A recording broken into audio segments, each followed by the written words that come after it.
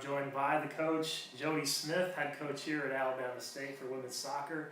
Going to look at last week ahead, and off the top are, of course, looking at the SWAC Conference Player of the Week. So we took home 2 of the 3 awards. Right. Ema Martinez, the junior transfer from Missouri Valley College, got Offensive Player of the Week. Right. And then you look in goal, and Gianna Gio doing what she does for the 4th time this season, getting SWAC Goalkeeper of the Week. So how good were these 2 players over the weekend?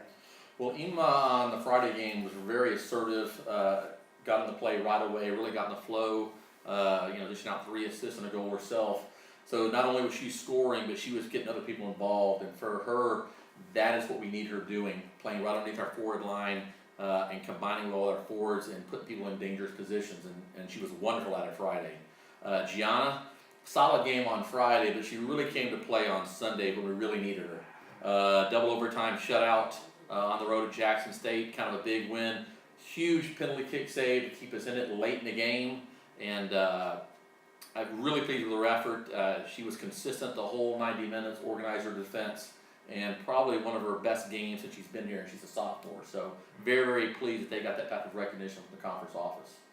Ema had 1 goal, 3 assists. That was a career high, 5 points since she's been here. So this is her first year here, but as the season has gone on, she's grown more comfortable in working with the twins. Lewis is up front to be that kind of that third piece that you needed offensively, right? Exactly. We need someone to put them in, find them in spaces. We try to play through her feet, let her pick her head up and distribute the ball. And Friday, probably her most complete game of the year. So what was working for her so well against Southern? Well, I just think our backs and our midfielders found her. She got herself in some really good spots, showing back for the ball, getting in a good zone, not hiding where we could find her. And then as she was able to turn and combine, she would find our attacking players in dangerous spots. So we can continue to play with ourselves and have that type of tactical play where we can combine, play through her, and let her find you. We'll be really clicking on all cylinders. Lewis twins combined for 3 goals in the opening 21 minutes, so they really took charge of this game. Pretty much from the get-go, we really led all the way through, wire to wire. Very convincing 6-2 win. You followed it up on Sunday, a completely different game. Right. You go up to play Jackson, the team playing well defensively, and then you find yourself in a 0-0 game. Right. So what was that like? Completely opposite from Friday night. Well, since I've been here, Jackson State has kind of been, aside from A&M, a really big rival of ours. Howard has kind of come in, but consistently Jackson State's always been there. We always have battles with them. It's exactly what we expected. I did not think it would be a high-scoring affair. I thought 1 or 2 chances might win it for either team.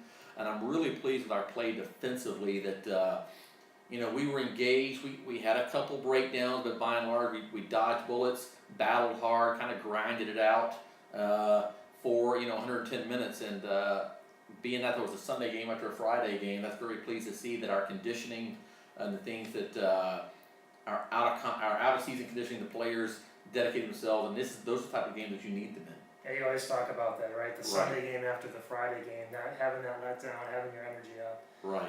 Gianna, though, with 7 saves, she gets the shutout. And you talked about a play where she came over and made a real critical stop. Can you describe that play and what she was able to do?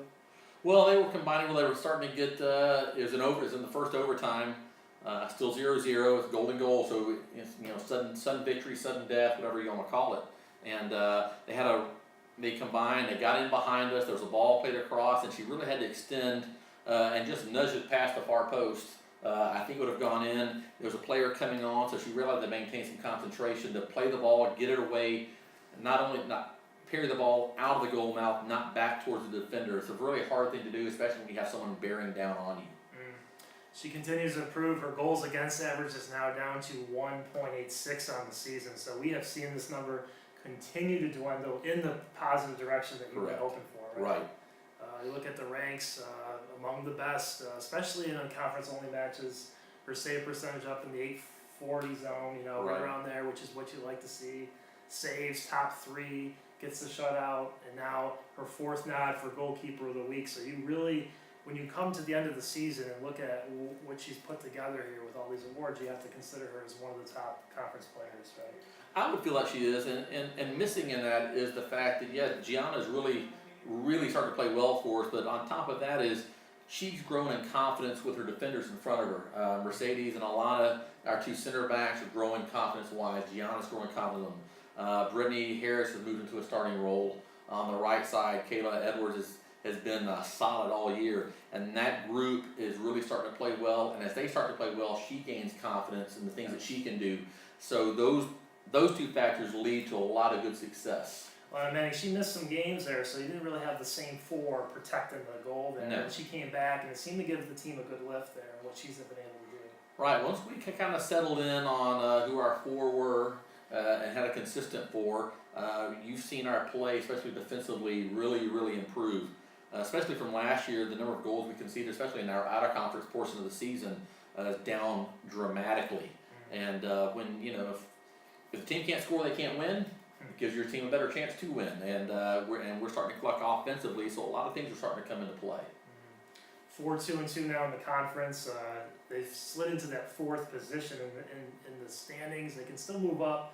Some big games this weekend. You got Mississippi Valley coming here Right. Friday at 7 o'clock. That's always a good clash.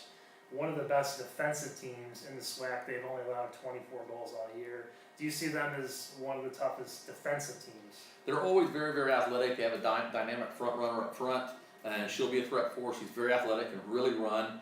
They got us their place last year. I believe it was the score 5-1. They really kind of took it to us last year, and I think that I like where we're at right now, especially defensively, being able to contain her. We're starting to find a rhythm up front. I think we're going to be able to create some chances. Certainly, we're going to have to score. And anytime we can play at home on our field, I like that advantage. So I think if we can do the things that we need to do, we're going to be right there in the end, certainly with a chance to win on Friday. Alabama State, they are leading the conference in goals scored by a good margin, but Mississippi Valley comes in with a lot of good defense. They have one of the top goal contenders, so it's really offense against defense, and a big storyline here coming into Correct. it. What are we going to be able to find a rhythm offensively and create chances?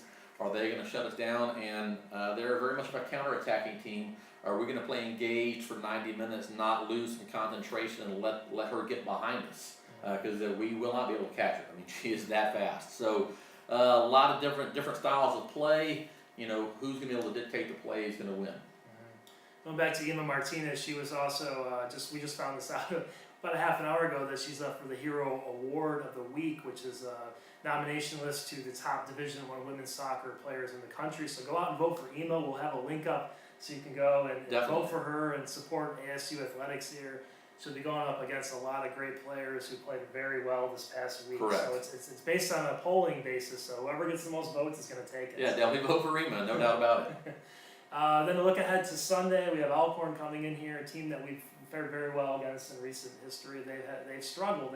They come in, they've lost 5 straight. I don't know what they'll do on Friday, but they're riding a 5-game losing streak. What's the danger of facing a team that is coming in on a losing streak? For me, complacency. Players always look ahead. You tell them not to try to play one game at a time, but they know what's lurking on the horizon. And for us, it's complacency. Do we take an opponent for granted? And as soon as you start to do those things, you pay a price. So it's going to be up for the coaching staff for us to keep us on an even keel against the second game of the weekend, having our legs fresh after a battle on Friday night, and we're going to have to come out and play 90 minutes again, and not lose concentration, not take any game for granted, one game at a time, and hopefully you protect against those things. All right, sounds good, Coach. Once again, Friday, 7 o'clock here, ASU Soccer Complex against Mississippi Valley. And then Sunday, 1 o'clock, also here against Alcorn. 2 big conference matches that will determine where this team is seeding-wise come SWAC tournament time. So come out and support the Hornets. Go Hornets! Go Hornets.